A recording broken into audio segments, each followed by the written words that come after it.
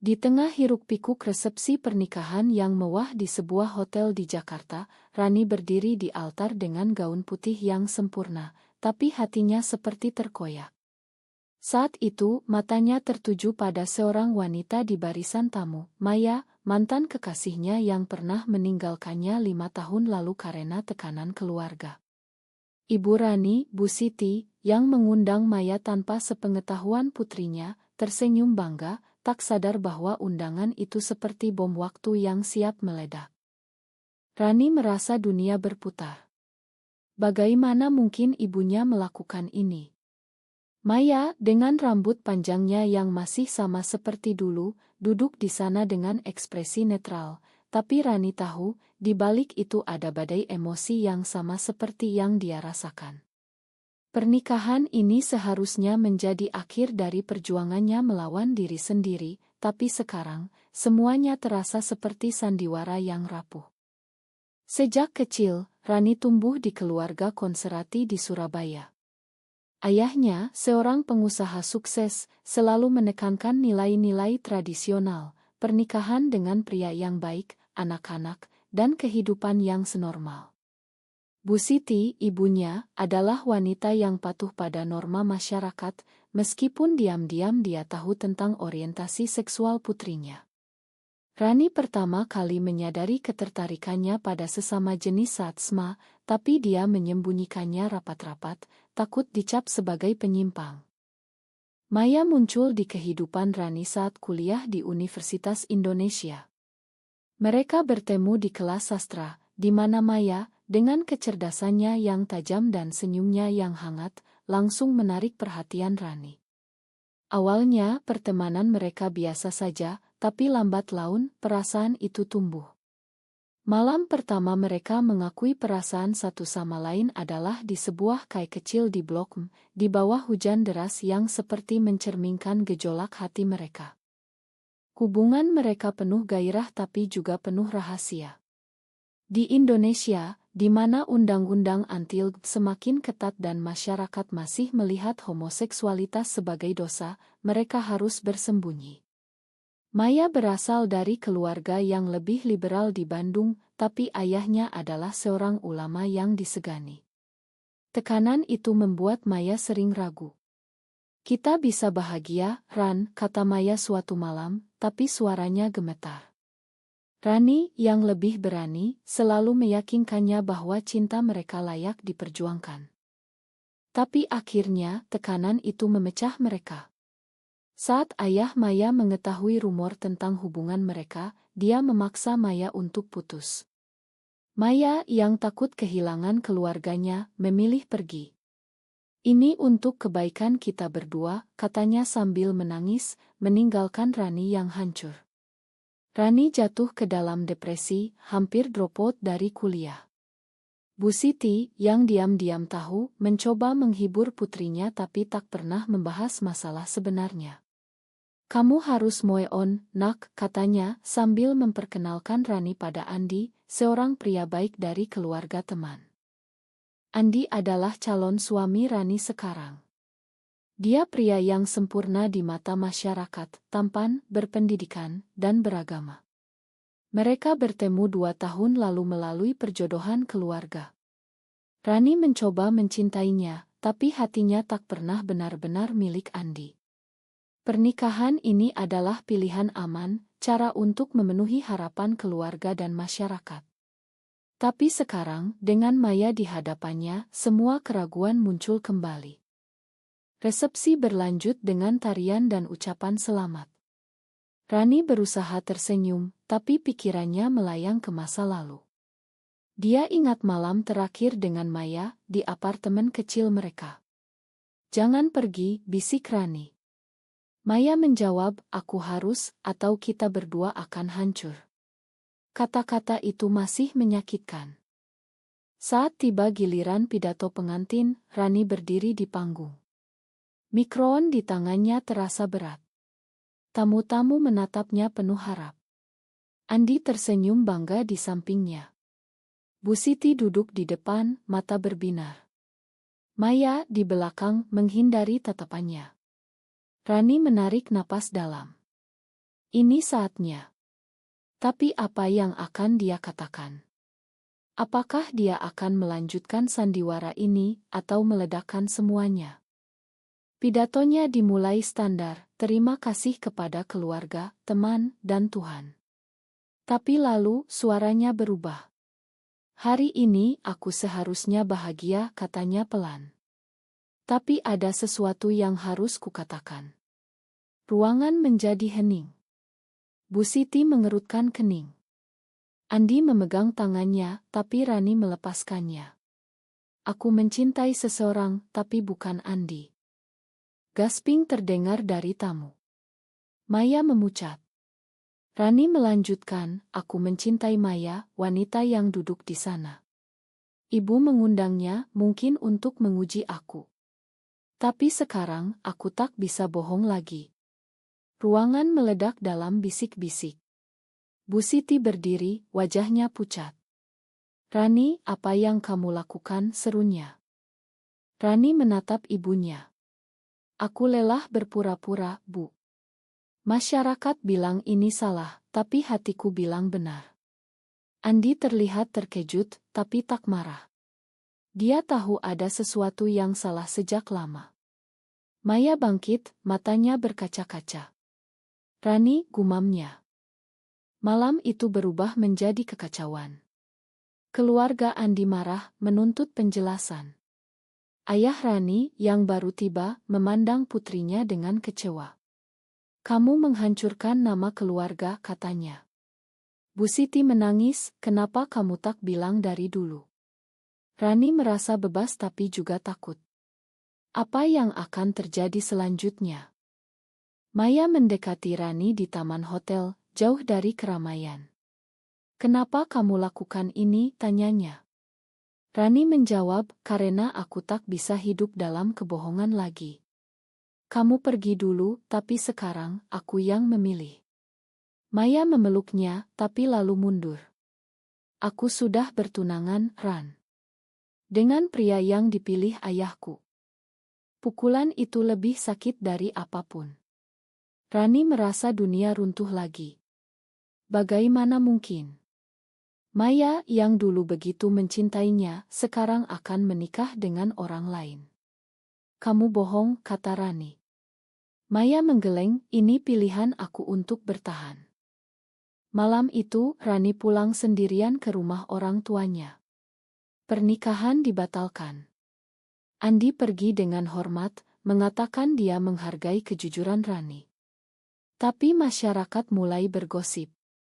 Berita menyebar di media sosial, dengan hashtag pernikahan gagal dan spekulasi tentang orientasi Rani. Bu Siti duduk di kamar Rani, memegang tangannya. Aku mengundang Maya karena aku pikir kamu butuh celosure, katanya. Tapi aku tak tahu ini akan begini. Rani menangis, Bu, aku tak mau jadi beban. Bu Siti memeluknya, kamu putriku. Aku akan belajar menerima. Tapi ayah Rani berbeda. Dia marah besar, mengatakan Rani harus pergi ke terapi atau pindah ke luar negeri. Ini bukan Indonesia yang kukenal, katanya. Rani merasa terpojok. Apakah kejujurannya worth it? Hari-hari berikutnya penuh konflik. Teman-teman Rani terbagi, beberapa mendukung, yang lain menjauh. Di kantor, rekan kerja memandangnya aneh. Rani mulai mempertanyakan pilihanannya. Maya menghubunginya, kita perlu bicara. Mereka bertemu di kai lama mereka. Maya menceritakan semuanya, setelah putus, dia mencoba melupakan Rani tapi gagal. Tunangannya adalah pilihan aman, seperti yang Rani lakukan dengan Andi. Tapi setelah pidatomu, aku ragu, kata Maya. Rani bertanya, apa kita bisa kembali? Maya diam, aku tak tahu. Keluargaku. Pertemuan itu meninggalkan Rani lebih bingung. Dia mulai mencari dukungan dari komunitas LGBT di Jakarta, bergabung dengan grup online. Di sana, dia bertemu wanita-wanita seperti dirinya, yang berjuang melawan norma. Tapi tekanan sosial semakin berat.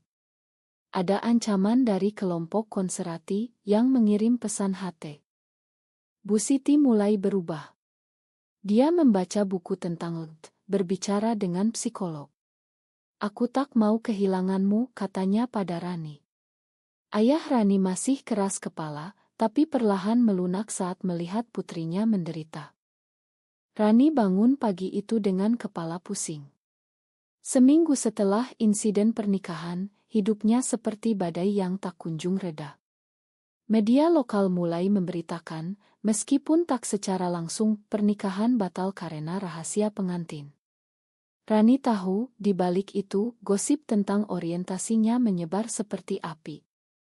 Dia pergi ke kantor, sebuah agensi iklan di Sudirman. Rekan kerjanya, yang dulu ramah, sekarang berbisik di belakang. Bosnya memanggilnya ke ruangan. Rani, kami mendengar berita. Apakah ini akan mempengaruhi pekerjaanmu? Tanyanya. Rani menjawab tegas, tidak, Pak. Ini urusan pribadi. Tapi dalam hati, dia takut dipecat. Pulang kerja, Rani mendapat pesan dari Maya, aku putuskan tunanganku. Jantung Rani berdegup kencang. Mereka bertemu lagi di taman kota, di bawah pohon-pohon yang rindang. Maya terlihat lelah, tapi ada cahaya di matanya. Pidatomu membangunkanku, Ran. Aku tak bisa bohong lagi, katanya. Mereka berpelukan, dan untuk pertama kalinya setelah lama, Rani merasa harapan. Tapi lalu Maya berkata, ayahku marah besar. Dia bilang aku bukan anaknya lagi. Rani memegang tangannya, kita hadapi bersama. Maya mengangguk, tapi keraguan masih ada. Kembali ke rumah, Bu Siti menyambut Rani dengan senyum. Ada tamu, katanya. Di ruang tamu, duduk ayah Maya, Pak Hadi, dengan wajah tegang.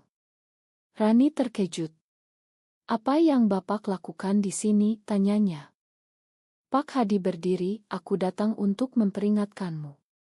Tinggalkan anakku atau aku akan laporkan kalian ke polisi.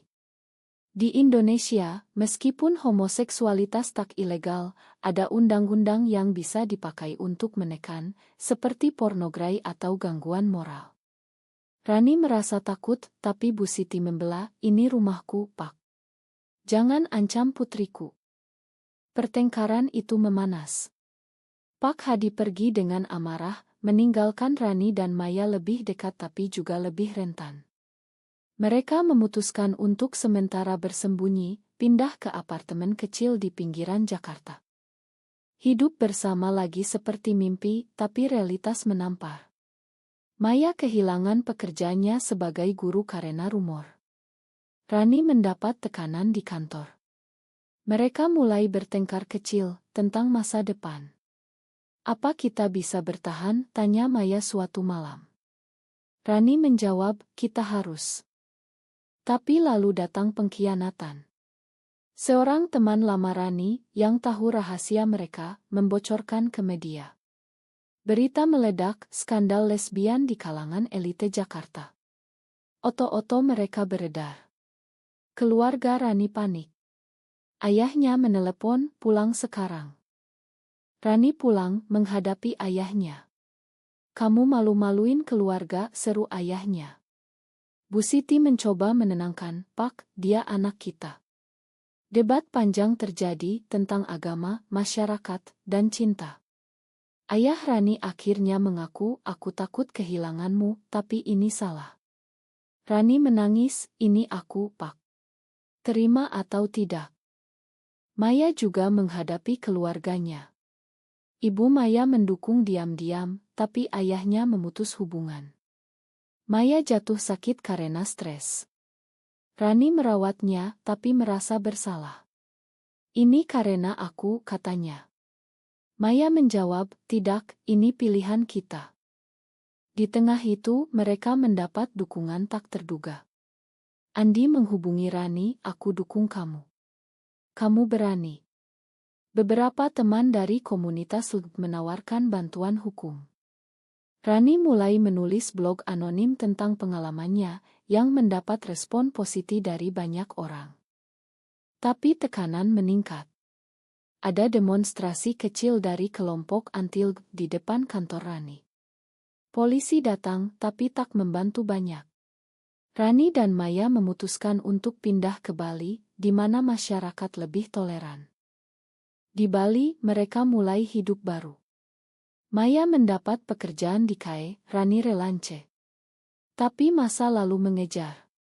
Pak Hadi datang ke Bali, mencoba membawa Maya pulang. Konfrontasi terjadi di pantai. Kembalilah, nak, katanya. Maya menolak, ini hidupku, ya. Pak Hadi pergi dengan hati hancur, tapi itu membuat Maya lebih kuat. Rani dan Maya semakin dekat, tapi Rani mulai ragu. Apakah semua pengorbanan ini worth it? Keluarganya rusak, karir terancam. Suatu hari, Bu Siti datang ke Bali. Aku ingin bertemu Maya, katanya. Pertemuan itu awkward, tapi Bu Siti berkata, aku lihat kalian bahagia. Makan aku. Rani menangis bahagia. Tapi ayahnya masih menolak. Hidup di Bali memberi Rani dan Maya ruang bernapas, tapi badai belum berlalu. Setelah kunjungan Bu Siti, Rani merasa optimis, tapi lalu datang kabar buruk, ayah Maya sakit, serangan jantung karena stres. Maya panik, aku harus pulang. Rani mengerti, aku ikut. Mereka kembali ke Bandung. Di rumah sakit, Pak Hadi terbaring lemah. Saat melihat Maya, matanya berkaca. Kenapa kamu kembali? Tanyanya lemah. Maya menjawab, karena aku anakmu. Rani menunggu di luar, tapi Pak Hadi memanggilnya. Kamu yang menghancurkan keluargaku, katanya. Rani diam, tapi Maya membela, tidak, ya. Ini cinta kami. Konflik itu membuat Pak Hadi berpikir. Selama pemulihan, dia mulai berbicara dengan Maya tentang masa kecilnya, tentang harapannya. Maya menceritakan perasaannya sejak lama. Pak Hadi mendengar, meskipun sulit. Agama bilang ini salah, katanya. Maya menjawab, tapi Tuhan menciptakan aku seperti ini. Di Jakarta, ayah Rani juga berubah pelan. Bu Siti meyakinkannya untuk bertemu psikolog. Ini bukan pilihan, Pak, kata psikolog. Ayah Rani mulai membaca, meskipun ragu. Tapi lalu ada pengkhianatan lain. Seorang saudara Maya, yang iri, membocorkan lokasi mereka ke kelompok radikal. Ancaman datang, pesan intimidasi, bahkan batu dilempar ke rumah. Rani dan Maya takut, tapi memilih bertahan. Mereka bergabung dengan organisasi LGBT, ikut kampanye. Rani berbicara di acara kecil, menceritakan kisahnya. Itu memberi kekuatan, tapi juga risiko. Suatu malam, mereka diserang saat pulang. Maya terluka ringan. Rani marah, ini terlalu berbahaya. Maya memutuskan, mungkin kita harus pisah sementara. Rani terkejut, jangan ulangi kesalahan dulu. Pertengkaran besar terjadi tentang pengorbanan dan cinta. Maya pergi ke rumah orang tuanya, meninggalkan Rani sendirian. Rani jatuh lagi ke depresi. Dia kembali ke Surabaya ke rumah orang tua. Ayahnya melihat putrinya menderita, akhirnya melunak. Aku tak setuju, tapi aku sayang kamu, katanya. Bu Siti senang, ini langkah awal. Maya di Bandung merawat ayahnya. Pak Hadi mulai menerima setelah melihat betapa Maya menderita. Kembalilah ke dia, katanya suatu hari. Maya terkejut, ya. Pak Hadi mengangguk, bahagia itu penting. Maya menghubungi Rani. Mereka bertemu di tengah, di Yogyakarta. Makan aku, kata Maya. Rani memeluknya, kita kuat bersama. Mereka memutuskan untuk hidup terbuka, meskipun sulit. Tapi masyarakat tak mudah. Ada petisi online melawan mereka, tapi juga dukungan. Rani dan Maya menjadi simbol, meskipun tak mau. Mereka mulai bisnis kecil, KAE Ramah LGBT di Jakarta. Konflik terakhir datang saat keluarga berkumpul. Ayah Rani dan Pak Hadi bertemu. Awalnya tegang, tapi mereka bicara tentang anak-anak mereka. Mereka bahagia, kata Bu Siti. Akhirnya, mereka setuju untuk mencoba. Tahun berlalu, Rani dan Maya membangun hidup mereka. Kai mereka sukses, menjadi tempat aman bagi komunitas. Tapi masa lalu masih menghantui. Suatu hari, Andi datang ke Kai. Aku senang lihat kalian, katanya. Rani tersenyum, terima kasih. Tapi lalu datang krisis.